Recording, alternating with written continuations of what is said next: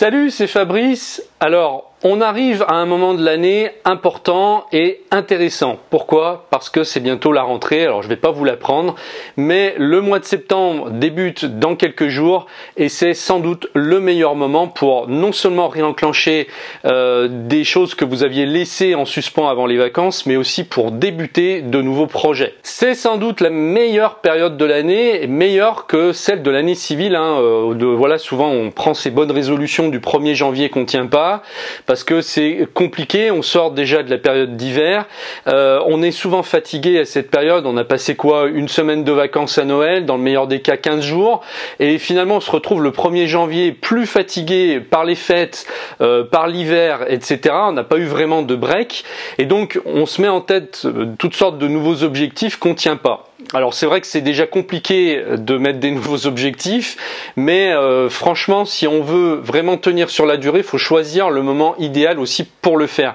Un moment qui soit symbolique et aussi un moment où notre énergie est meilleure. Début septembre, on a un meilleur niveau d'énergie parce qu'on a fait un long break, logiquement, pendant les vacances où il y a eu l'été, où nos soucis sont un petit peu évaporés de notre tête, et c'est très bien parce que ça permet de nous reposer. Alors, c'est vrai qu'à la rentrée, souvent, les soucis reviennent.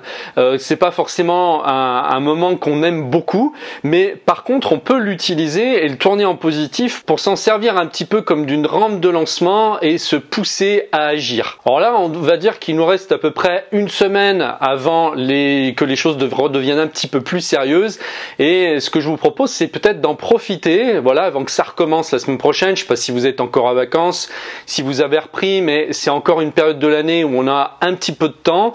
Ce temps, on l'utilise aussi pour préparer la rentrée pour les enfants, des fois, enfin voilà. Donc c'est une semaine qui est pas tout à fait comme les autres, on n'est pas encore revenu dans la routine, et c'est bien peut-être de s'en servir pour refaire un bilan et puis mettre des nouvelles choses en place. Alors première chose à faire, ça serait peut-être de faire le ménage avant de rajouter des nouvelles choses, parce que souvent, je sais pas, on a ce réflexe toujours de vouloir faire plus, de vouloir ajouter. C'est un petit peu le réflexe de notre société moderne de toujours ajouter, mais en fait moi ça fait quelques années que je fais exactement l'inverse, c'est-à-dire que j'enlève des choses, j'allège au lieu d'en rajouter. Parce qu'au fil des années, en fait, on accumule un petit peu les habitudes comme on accumule en fait les objets. Et c'est vrai que ça c'est une tendance occidentale d'accumuler, hein, voilà, c'est la tendance un petit peu matérialiste de se dire voilà, je rajoute, j'ai de plus en plus de choses chez moi, et on a tendance un petit peu à faire la même chose avec les habitudes, on les rajoute comme des objets, et puis au fil du temps, après on se retrouve avec une liste interminable de choses ou d'habitudes qu'on a prises et qu'on continue à faire, mais sans se demander si elles sont encore valables. Donc mon conseil, c'est première chose à faire, enlever des anciennes habitudes qui n'ont plus lieu d'être, des choses peut-être que vous faites, qui vous prennent du temps et qui valent pas la peine en fait de bousiller ce temps, parce que c'est pas assez important pour qu'on continue de les faire. Ça va vous permettre de retrouver du temps pour cette fois des choses qui peut-être auraient besoin d'être mises en place, et c'est hallucinant le temps qu'on peut gagner. On se rend pas compte des heures perdues chaque semaine, chaque jour qu'on passe à peut-être à regarder la télé ou faire des trucs qui nous apportent pas grand chose.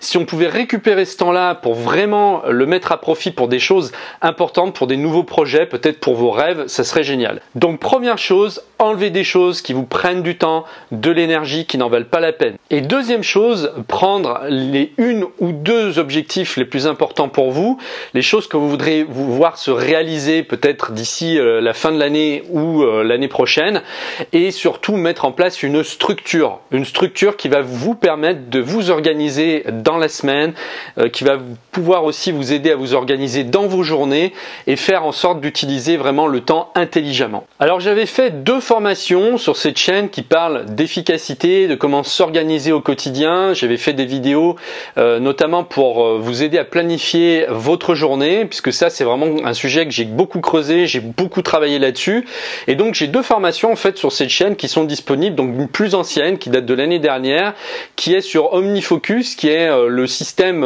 voilà, par excellence pour gérer ces projets. Et donc je vous mets le lien en dessous de la vidéo, et j'ai fait une formation plus récente. Alors ceux qui me suivent le savent, mais si vous êtes nouveau, voilà, j'ai fait une formation récente sur Things 3, qui est un autre logiciel en fait pour gérer ses projets et ses tâches au quotidien. Donc deuxième formation, je vous mets aussi le lien en dessous de la vidéo. Donc selon le système que vous préférez, vous pouvez aller voir les vidéos de présentation et suivre l'une des deux de ces formations. Alors moi, il m'a fallu énormément de temps avant d'avoir une structure en fait qui soit idéale pour moi.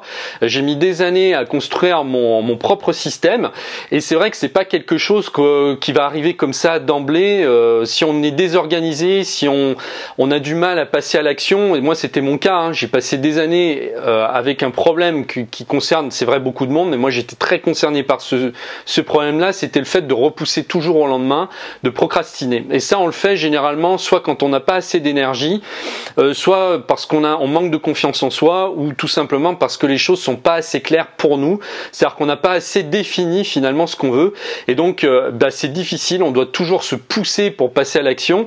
Et j'ai tellement en fait buté contre ces difficultés moi pendant des années que j'ai essayé de trouver des systèmes, trouver un petit peu des hacks pour pouvoir les contourner ces difficultés-là. Donc tout ce travail de recherche que j'ai fait, je vous propose de l'obtenir, voilà, directement, sans que vous y passiez des années comme j'ai fait. Ça va vous permettre tout de suite de poser une structure.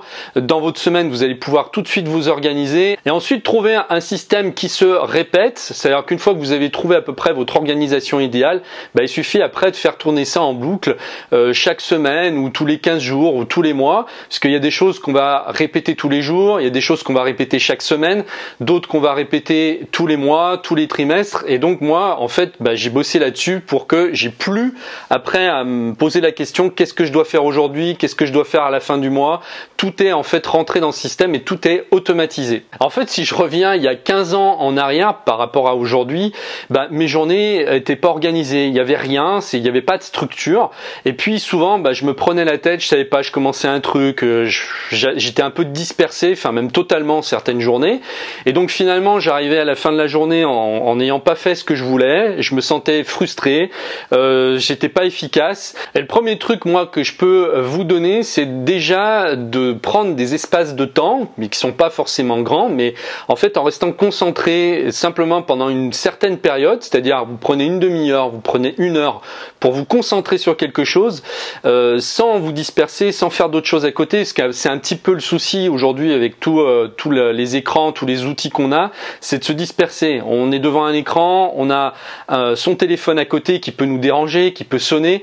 Et donc le truc, c'est vraiment de se prendre des plages, de se concentrer uniquement sur ces plages-là et de faire ce qu'on a à faire en ayant un petit peu préparé, ou même si vous n'avez pas préparé, simplement le fait de dire voilà, je vais me concentrer pendant une heure là-dessus et je vais faire que ça. Donc ce que vous pouvez faire, c'est réfléchir déjà aux différents domaines de votre vie, c'est-à-dire le domaine personnel, familial, professionnel, les amis, etc., vacances, loisirs.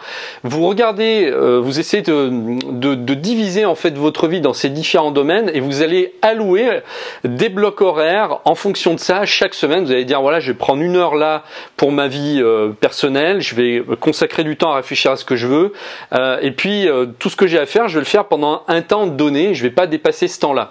C'est important aussi de se mettre des limites de temps. Ça, une fois que vous êtes lancé dedans, vous dites voilà, j'y passe une heure ou 2 heures et après j'arrête, je passe à l'autre bloc horaire de mon autre domaine de vie, et c'est en faisant comme ça en fait que vous allez vous structurer. Donc là, c'est vraiment, je pense, le meilleur moment en ce moment pour se mettre à l'ouvrage. Moi-même, là, je profite de la rentrée pour lancer des nouvelles choses.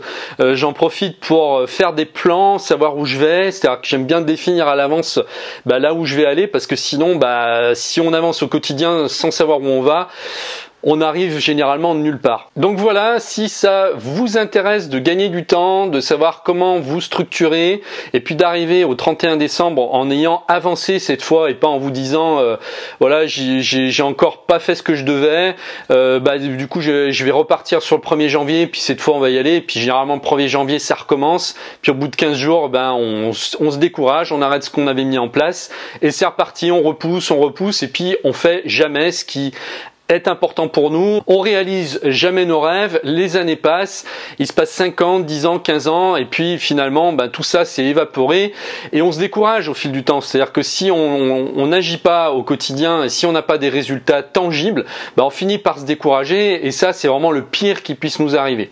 Donc voilà, je vous laisse les liens des 2 formations en dessous de la vidéo, et puis je vous retrouve très bientôt donc dans une prochaine vidéo. Il y aura pas mal de nouveautés sur cette chaîne, et puis sur la nouvelle aussi que j'ai lancé, puisque la dernière vidéo parlait de ça. Pour les débutants en informatique, j'ai séparé en fait les chaînes, c'est-à-dire que j'ai créé une nouvelle chaîne et je vais vraiment voilà, faire des vidéos pour les débutants. Là, c'est vraiment la nouveauté de la rentrée. Donc si vous êtes nul en informatique, si vous avez du mal avec ça, cette chaîne est faite pour ça. Vous allez vous retrouver avec des gens qui sont comme vous sur cette chaîne. Donc allez-y aussi, vous pouvez vous inscrire. Je vous retrouve très prochainement. Merci de m'avoir suivi. Au revoir.